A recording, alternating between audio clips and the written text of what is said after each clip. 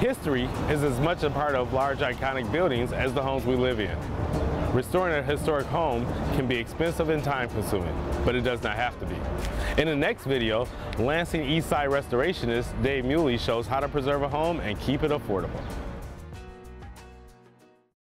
We're at 134 Regent Street. It's on the east side of Lansing. It's just south of Michigan Avenue.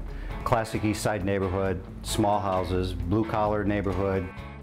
When we walked in 5 years ago, it was a typical old house with plastered ceilings that were about 7 feet tall and really poor condition, and the floor was covered with various levels or layers of different types of flooring. So true historic preservation is, you save the plaster, you save every piece of the original building, and there's a place for that, but not in these neighborhoods, I don't think. It's more about preserving what's usable and then making it more serviceable, give more utility to people who really want to live in these neighborhoods, because at the end of the day it's about who wants to live in the neighborhood, who wants to live in the building and make it so they can take care of it and maintain it.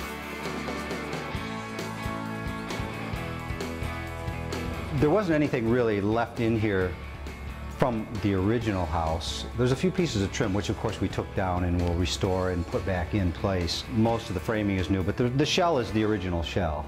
This would have had wood windows. Sadly, they were taken out long ago and these were put in. I've done plenty of projects where we restored the wood sash. I mean, that's my preference, but I'm not going to take these out, spend $700 an opening to put a wood window in, or else, again, the budget would be busted and nobody would be able to afford it. This particular house is going to be part of a larger scheme which is called Cottage Lane, and what I want to do is build out, we're going to put 7 cottages within this site, and this will be the community room for that project.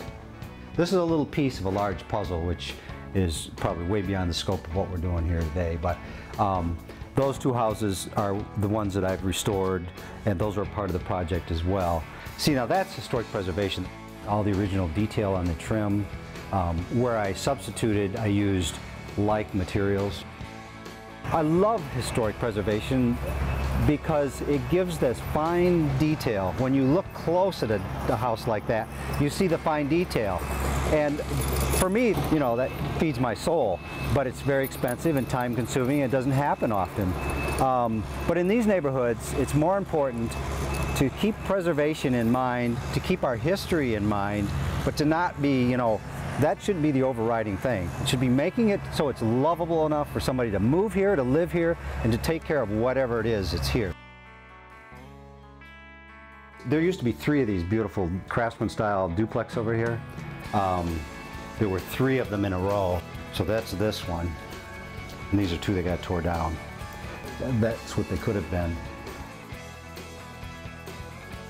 The reason for keeping as much of the old houses as possible is there's a term called embedded energy, and what that means is when this house was built, energy was used to take the trees down. The tree needed energy to grow.